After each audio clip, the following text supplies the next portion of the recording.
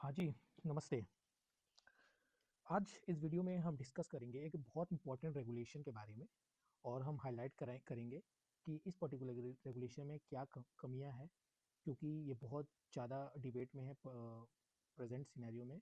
और कुछ वर्गों के लिए, जनरल कैटेगरी के लिए, उनका कहना है कि this particular act, this particular regulation is not, it is discriminatory, और इनके उनके लिए डिस्क्रिमिनेटरी है।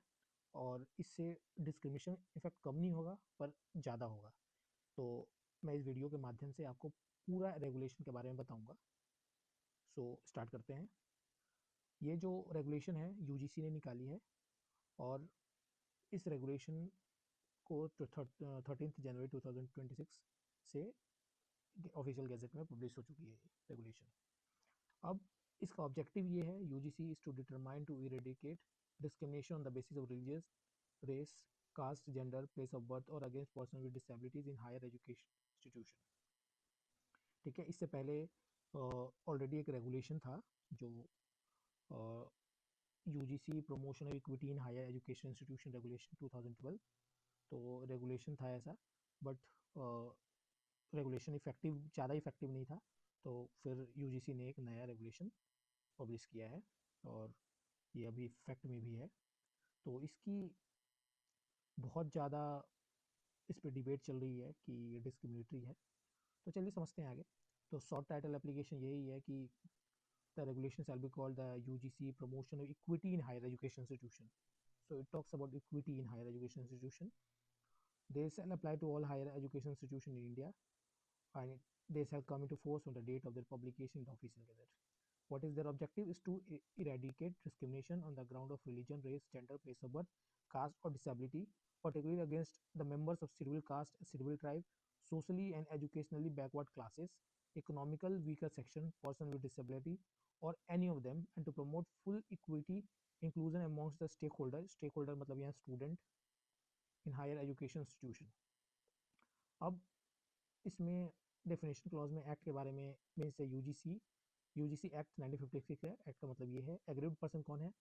एग्रीड पर्सन वो है जो कंप्लेन करता है, who has any complaint in a matter relating or to or connected with the grievances under this regulation। ठीक है।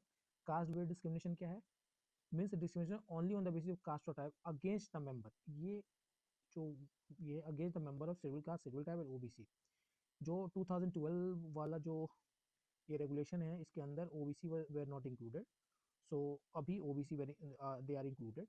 सो if there is a discrimination against this member, SC, ST and other backward classes, तो ये regulation effect में आता है। So general category students are excluded.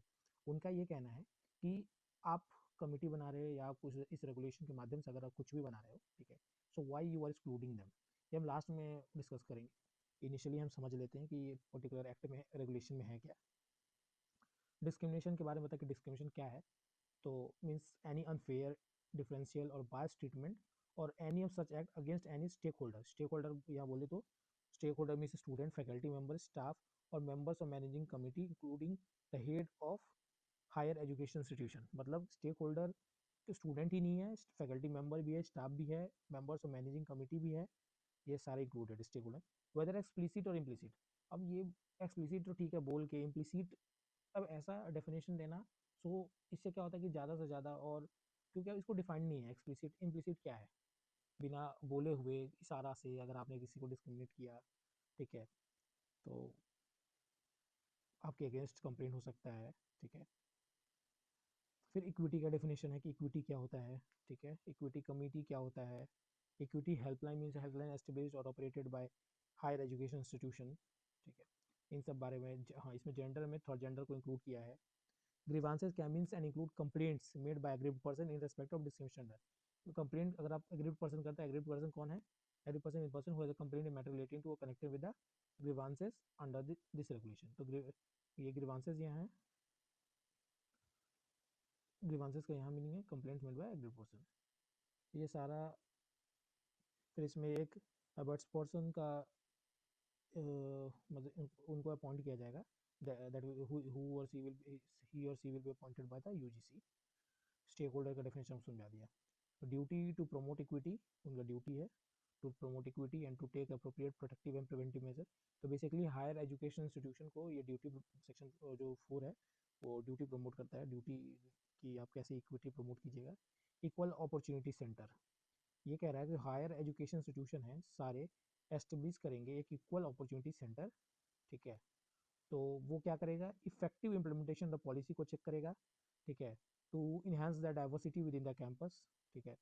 दूसरा ये है कि centre establish coordination with civil society, local media, police, discrimination, district administration, non government organisation working in the field.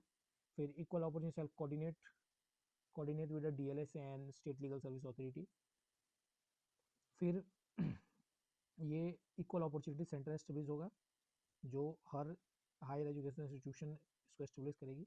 इसके बाद एक इक्विटी कमेटी बनेगा। The executive council or the governing body or the management committee of a higher education institution, as the case may, shall nominate a regular professor or a senior faculty member who has an innate interest in the welfare of disadvantaged social group or as coordinator of the center, ठीक है। तो एक coordinator बनेगा particular इसमें equal opportunity centre के अंदर। The equal opportunity shall have an equity committee, ठीक है, shall have an equity committee constituted by the head of the institution. ये हेड ऑफ द इंस्टीट्यूशन से वो बनाएगा equity committee. The composition of equity committee क्या है, कौन कौन कंपोजिशन होगा इसमें, the head of institution shall be the ex officio chairman, 3 professor slash senior faculty member of higher education institution as a member, 1 staff member मतलब teaching staff से छोड़ के वो भी एक as a member, 2 representative from civil society having relevant experience as member, civil society बोले तो NGO and all, 2 students, ठीक है, उनको as a special invitee for 1 year. फिर the coordinator of the equal opportunity shall act as ex officio member secretary.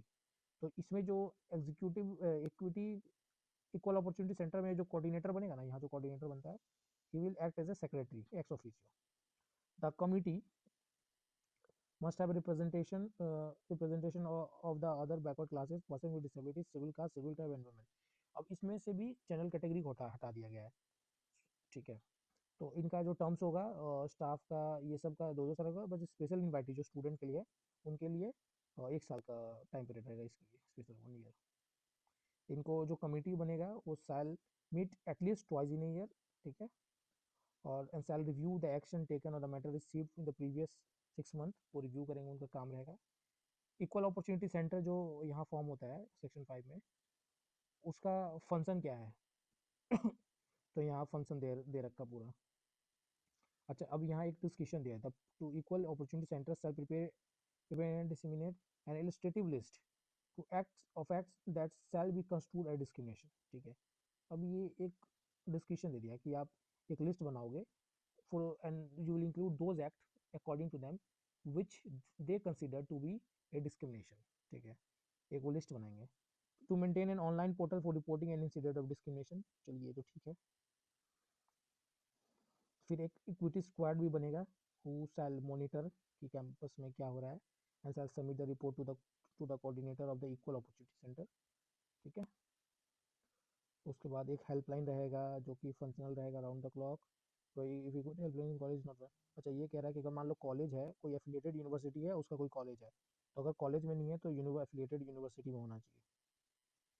अच्छा, अभी यहाँ एक बहुत identity of the stake holder reporting and violation of equity shall be kept confidential. अब इसमें क्या होता है कि it will be seen that it is often misused, नाम नहीं बताएगा। अभी अभी भी आप देख रहे होंगे कि कोई भी किसी मंत्रालय में अगर कहीं कंप्लेन करना है, कोई मिनिस्ट्री में कंप्लेन करना है, तो it is very easy for any person while hiding their name, ठीक है, अपने नाम पे नहीं लिख के वो दे देते हैं। सो उससे भी क्या होता है कि so it creates disturbance for the people who are innocent. मैं नहीं कह रहा कि अगर कोई स्टूडेंट है जो जानबूझ के ऐसा कर रहा है तो ही शी शुड बी पनिश्ड, पर उनके लिए भी दिक्कत है जो करते नहीं है, फंस जाते हैं। फिर है कि any student, faculty member, staff whether victim or witness to any incident of discrimination shall be encouraged to report such occurrence and their identity shall be protected if requested by the informant and they shall be provided with necessary protection against the retaliation or victimization, ठीक है, ये तो सही है। The procedure in case of an incident of discrimination, any aggrieved person may report any incident of discrimination on an online portal in writing or by sending an email to the coordinator equal opportunity center, ठीक है। Identity of every person shall be kept confidential. देखो ये identity वाला तो थोड़ा scene है कि इससे क्या है कि डिस्क्रिमिनेशन होना है किसी को फंसाने में बहुत आसान होता है। मैं एक जनरल सी मतलब कि क्वेश्चन पूछ रहा हूँ, जैसे कि अभी रिसेंटली हम देख रहे हैं कि जैसे 498 का केस है, या एस सी एस टी एक तो किसी एक पर्टिकुलर ग्रुप के लिए फायदेमंद चीज़, मैं जनरल कह रहा हूँ। डीवी एक्ट है वो सब पे लागू होता है। तो आप देख रहे हो कि जो डीवी एक्ट है, आप रिलीजन कास्ट सब कुछ छोड़ दीजिए तो उनके लिए तो बहुत मुश्किल है। जो बंदा इनोसेंट है, ठीक है, और उसको फंसा दिया जाता है। और आपने देखा होगा कि बहुत मिसयूज़ होता है। मैं ये नहीं कह रहा जो बहुत कुछ है बहुत अच्छा है। अगर आप कोई कमेटी बना रहे हो जहाँ स्टूडेंट का डिस्क्रिमिनेशन हो रहा है, मैं कह रहा हूँ कि डिस्क्रिमिनेशन क्यों, SC ST OBC के लिए डिस्क्रिमिनेशन है, क्या जनरल कैटेगरी के लिए डिस्क्रिमिनेशन नहीं हो सकता? उनके लिए आप जो जनरल कैटेगरी स्टूडेंट है उनके लिए उनको अगर कोई कुछ बोलता है, अभी आप JNU में आपने देखा होगा बहुत सारा स्लोगन्स लगते हैं जो एक जनरल कैटेगरी स्टूडेंट के लिए लगते हैं। BHU में आपने देखा होगा कि वहाँ लगते हैं। आप उनकी जगह पर रख के आप देख सकते हैं कि उनको क्या फील करता है, क्या करते होंगे वो। अगर किसी अदर कैटेगरी स्टूडेंट के लिए अगर कोई बोलता है उनको बुरा लगता है, तो जो जनरल कैटेगरी है उनके लिए अगर कोई बोले तो उनको भी तो बुरा लगता होगा। डिसाइड दैट हम आज इक्वालिटी का बात कर रहे हैं कि सबको इक्वल है, तो इससे क्या डिस्क्रिमिनेशन और नहीं बढ़ता चला जाएगा? क्या जब जो जो बच्चा 21 साल 22 साल का आए कॉलेज में है, उसको किसी मैटर में फंसा दिया है, मैं कह रहा हूँ कि जो सही है तो उसके लिए तो पनिशमेंट होना चाहिए। और मान लो कोई किसी ने फंसा दिया, क्योंकि मिसयूज़ तो होता है, अगर कोई भी कानून होता है तो मिसयूज़ होता है। और मैं ये भी नहीं कहता हूँ कि सब कानून अच्छा ही हो, तो मिसयूज़ तो होता है कानून का। बट अगर कोई बंदा एक भी बंदा फंस जाता है इस पर्टिकुलर रेगुलेशन के मिसयूज़ से, तो उसका पूरा कैरियर पूरा फैमिली खत्म हो जाएगा।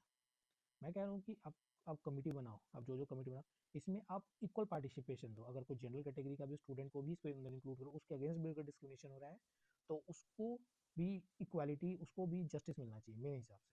ठीक है। अच्छा, बिसाइड दैट अगर मान लो आपने कंप्लेन कर दिया और आफ्टर लॉन्ग ड्यूरेशन, आपको भी पता है कि कितना टाइम लगता है कोर्ट्स में, आफ्टर लॉन्ग ड्यूरेशन वो एक्विट हो जाता है। वो एलिगेशन या चार्जेस जो उसके अगेंस्ट है वो सारा कुछ बेसिस माना जाता है, फॉल्स माना जाता है। तो क्या वो बंदा जो एक्विट होता है, क्या उसके पास कोई राइट है कि वो जिस बंदे ने फॉल्स एक्यूजेशन लगाए थे या एलिगेशंस लगाए थे उसके अगेंस्ट वो कुछ कर सकता है? कुछ नहीं कर सकता। दिस रेगुलेशन में they have not provide anything. उन्होंने ये भी नहीं है कि पेनल्टी का प्रोविजंस भी नहीं डाले हैं, पनिशमेंट का तो बात ही छोड़ो।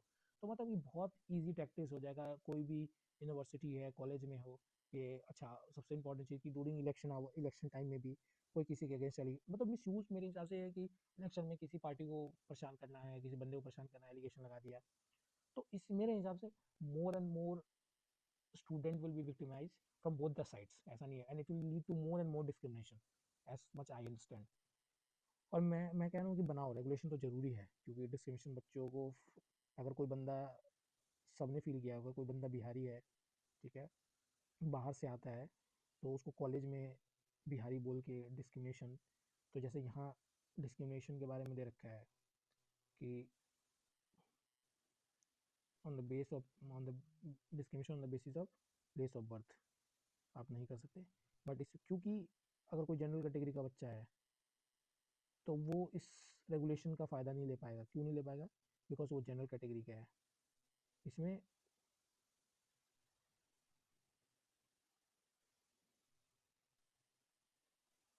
प्लेस ऑफ बर्थ, तो मेरे मेरे बोलने का मतलब है कि आप इंक्लूड करो ना। अगर मान लो कुछ आपने अच्छा एक वेलफेयर लेजिस्लेशन बनाया तो सबको इंक्लूड करो, जनरल कैटेगरी को भी इंक्लूड करो, अदर जेंडर को भी इंक्लूड आपने कर रखा है, अदर कैटेगरीज को भी इंक्लूड करो। सबको स्टूडेंट मतलब स्टूडेंट होना चाहिए मेरे हिसाब से। बाकी उनके अपलिफ्टमेंट के लिए आप कर ही रहे हैं, और ज़्यादा से ज़्यादा कर रहे हैं, और ज़्यादा से ज़्यादा कीजिए, ऐसा नहीं है, क्योंकि वो भी ज़रूरी है, क्योंकि साथ में सोसाइटी को लाना वो भी ज़रूरी है। बट हाँ, अगर इससे ऐसा रेगुलेशन या ऐसा एक्ट आएगा तो दिन पे दिन मेरे हिसाब से बहुत ज़्यादा डिस्क्रिमिनेशन बढ़ता चला जाएगा, क्योंकि एक जेंडर को, एक कैटेगरी को लगेगा कि उनके अगेंस्ट ही कानून बनता जा रहा है, उनके अगेंस्ट ही रेगुलेशन आ रहा है, पर उनका कोई नहीं सुन रहा है। तो this will lead to more and more discrimination as much I understand. फिर आप ये सारा रिपोर्ट जो भी कंप्लेन होगा, 7 डेज वर्किंग आवर है, 30 दिन के अंदर अपील का प्रावधान है, ये सब ठीक है, ये सब ठीक है। ये बेसिकली ये आइडेंटिटी एग्रीमेंट का नहीं पता, यहाँ आपने जनरल कैटेगरी को इंक्लूड नहीं किया है, ठीक है। और बेसिकली लोगों का कहना है, जैसे मेरा ये है कि पहले जैसे ओबीसी इंक्लूडेड नहीं था, अब ओबीसी इज इंक्लूडेड नाउ, ठीक है। तो बस आपने बस जनरल कैटेगरी को छोड़ दिया है और बाकी सबको आपने इंक्लूड कर दिया, मतलब कि general he will be a, basically you can be he general is said to be an accused, क्योंकि बस जनरल ही बच गया, ओबीसी एससी एसटी को आपने इंक्लूड कर दिया है। तो general category student is not included in victim, they can not be victim, they will be always an accused. तो अगर मान लो कोई फॉल्स एलिगेशन होता है और वो बंदा एक्विट हो जाता है, तो क्या कोई प्रावधान इस पर्टिकुलर रेगुलेशन में है कि उसको, इसने एलिगेशन लगाई उसके अगेंस्ट क्या किया जा सकता है? क्योंकि अगर आपने कोई प्रिवेंटिव, आपने कोई प्यूनिटिव प्रोविजन बना रखे थे या फाइन का प्रावधान बना, तो इससे क्या होता है कि वो बंदा केस करने से पहले, झूठा केस करने से पहले सोचता है कि मेरे अगेंस्ट भी कोई ना कोई ऐसा ये डिसीजन लिया जा सकता है। तो आपने ये भी नहीं किया है। मोर एंड मोर डिस्क्रिमिनेशन होगा, तो क्योंकि लोगों के दिमाग में रह जाएगा ये चीज़ कि सोसाइटी में आप एक कैटेगरी के लिए आपको एक रेगुलेशन बना रहे हैं और दूसरे कैटेगरी को आप छोड़ दे रहे हैं। तो इससे दिन पे दिन और डिस्क्रिमिनेशन मेरे हिसाब से और बढ़ता जाएगा। और दूसरी चीज़ कि मैं एक बेसिक चीज़ बोलता हूँ, जो कॉलेज में बंदा जाता है वो 21-22 साल का बंदा होता है। बहुत सारे फ्रेंड्स मेरे बनते हैं और किसी को, मुझे नहीं पता, मैं भी कॉलेज में था, ऐसा कुछ नहीं होता है, कोई डिस्क्रिमिनेशन वगैरह कुछ नहीं होता मेरे हिसाब से, तो कुछ नहीं होता है। अगर होता भी होगा तो उसके अगेंस्ट एक्शन लिया जाए और उसमें जनरल कैटेगरी को भी इंक्लूड किया जाए। अगर उनके अगेंस्ट भी डिस्क्रिमिनेशन होता है, हमारे कॉलेज में फॉर बीइंग बिहारी लोग बोलते थे बिहारी बिहारी बिहारी, ठीक है, that is a sort of discrimination which is included in regulation, but being कोई बंदा अगर कोई जनरल कैटेगरी का हो तो उसका एडवांटेज वो नहीं ले पाएगा, ठीक है। अब मैं बेसिक चीज़ ये कह रहा हूँ आपको, कोई बंदा अगर पैदा होता है कि आप 9-10 तक आपको पता था कि आप क्या कैटेगरी के हो, क्या हो नहीं हो, किसी को नहीं पता था। जब कोई बंदा 11 टू जब हायर स्टडीज़ के लिए जाता है 21 ईयर 22 ईयर, उसको तब तक नहीं पता होता है जब तक वो बंदा कॉम्पिटिटिव एग्जामिनेशन में जाता है, जब तक बंदा कोई कॉलेज के एडमिशन के लिए जाता है, तब तक उसको पता ही नहीं होता कि वो क्या कैटेगरी है, कि वो राजपूत है, क्या वो एससी है, क्या वो एसटी है, क्या वो ट्राइब से बिलोंग करता है। क्योंकि जब वो बंदा 10 पास होता है तो उसको पता चलता है कि मुझे एडमिशन लेना है, ठीक है, एडमिशन लेने के बाद इतने नंबर सीट्स हैं, ये कैटेगरी है, तब लोगों को पता चलता है। मुझे मेरे हिसाब से 10 तक किसी को नहीं पता होता है कि वो क्या कैटेगरी है, नहीं। हो सकता है आपको पता हो, मुझे नहीं पता है, मुझे भी नहीं पता था, और बेसिकली लोगों को नहीं पता होता है। कैटेगरी का बाद, रिजर्वेशन का बाद जब आता है तभी लोगों को पता चलता है कि क्या है नहीं है, तब वहाँ लोगों को ज़्यादा पता चलता है मेरे हिसाब से। और ये अगर यूनिवर्सिटी में ये सब इंक्लूड होगा तो इससे डिस्क्रिमिनेशन और बढ़ता चला जाएगा। इसके इसके लिए डिस्क्रिमिनेशन बढ़ता जाएगा, लोगों के बीच में और डिस्पैरिटीज इंक्रीज होते जाएंगे, कम नहीं होंगे। इसीलिए अगर आप ऐसा कोई वेलफेयर लेजिस्लेशन बनाते हो, रेगुलेशन बनाते हो, तो सरकार से रिक्वेस्ट है कि प्लीज़ आप जनरल कैटेगरी स्टूडेंट को भी इंक्लूड कीजिए। और दोनों को, मैं नहीं कह रहा हूँ कि बस general, SC ST OBC general, सबको, स्टूडेंट को एक आँख से देखिए। सिंस रिजर्वेशन उनके अप्लीमेंट के लिए बहुत ज़रूरी है तो वो दीजिए, उसके लिए कोई चीज़ आपने ईडब्ल्यूएस को भी दिया है, जनरल कैटेगरी में आपने उनको भी नहीं छोड़ा है जिनको ज़रूरत था, तो ये बहुत अच्छी बात है। तो आपने अगर उनको भी दिया तो उनको, S C S T OBC को दिया तो आपने जनरल को भी दिया, this is what is balancing. आप धीरे धीरे इसको बैलेंस करें, बट ऐसे अगर आपने जनरल कैटेगरी को हटा दिया तो दिस इज नॉट बैलेंसिंग। और मेरे हिसाब से मेरे जितने भी, अगर कोई S C S T O B C का स्टूडेंट सुन रहा है इस बारे में, अगर ये वीडियो उनके पास जाएगा तो प्लीज़ बताइए कि क्या मैं गलत बोल रहा हूँ। अगर हाँ गलत बोल रहा हूँ तो आप बताइए मैं कहाँ गलत बोल रहा हूँ और आपके हिसाब से क्या होना चाहिए। तो यहाँ समाप्त करते हैं। जय हिंद, जय भारत।